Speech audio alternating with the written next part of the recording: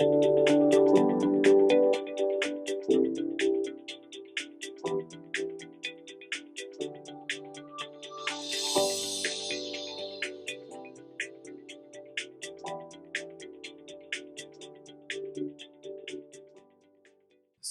I've studied teams doing a variety of different tasks for almost 30 years now. Some of that has been on team creativity and idea generation, and I think we're starting to get a fairly good handle on that after 30 years, which is sort of a commentary on how complicated teams are. The other side of team behavior is looking at decision making, and I don't think we as a community have been able to understand how teams make decisions as well as we have understand how they generate ideas and become creative or not creative. I've been trying to figure out how to help teams make better decisions for 30 years, and I haven't figured it out yet. But what I've come to realize is that we need to focus more on the individual within the team. The team are obviously a collection of individuals, but when you put a collection of individuals together and they have to work together, it's more than a sum of the parts. So there's some research out of psychology where they've noticed that on individual tasks, very intelligent people outperform less intelligent people. There's some recent research that shows that's not true for teams. You put a bunch of smart people together, you put a bunch of stupid people together, you get about the same quality decisions. There's something about that team interaction that disconnects intelligence from team performance. So the crusade that I'm on now is to try and figure out, why is there this disconnect? What is it about working in a team that makes everybody less intelligent or everybody, sort of in the middle, as opposed to letting the really smart group of people perform better?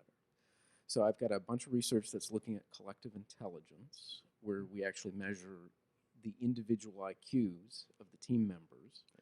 And we've come up with, working with one of my students, I shouldn't say one of my students, he's now an assistant professor at Cal State Fullerton, Jordan Barlow.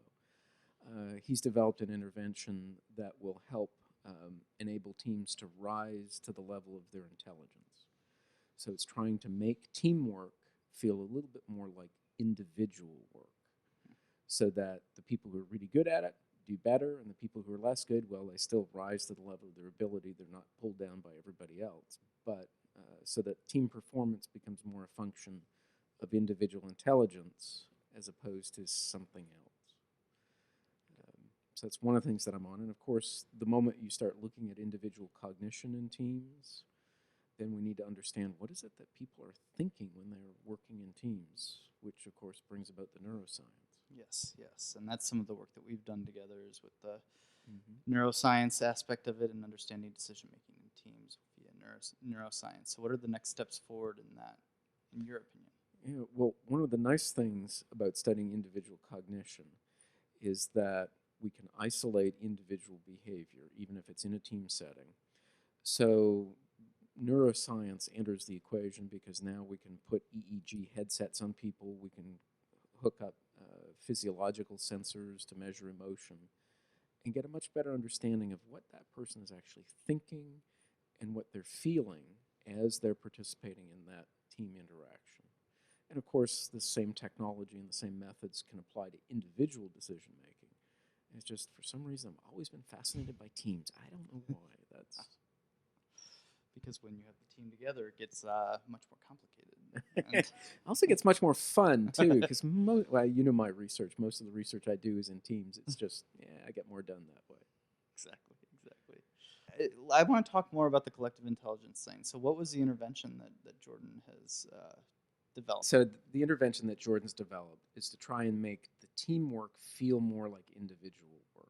Mm-hmm. So there's more focus on asynchronous interaction and trying to get people to stop and think about all the available information, as opposed to just wing it as we would in a verbal conversation, where whenever we're talking, you're thinking about what I'm saying, but you're also thinking about what you're going to say next. Mm-hmm. So there's sort of this, you don't process all the information we talk about. So he has a very structured methodology that we've actually used with a couple of task forces for AIS. the one that was redesigning AMSIS, the one that was redesigning ISIS, and we've got a couple other task forces where we're going to call on Jordan to help us with the methodology. So it's a methodology that intersperses individual work, combines some of the Delphi methods with individual voting. But there's also a very key component of group discussion that's synchronous. So it's trying to balance this asynchronous work where you can think and the synchronous conversation where you can begin to understand why people think the way that they do. So if you will, I guess its roots are sort of in media synchronicity theory, where we talk about every decision-making task, or just about every task.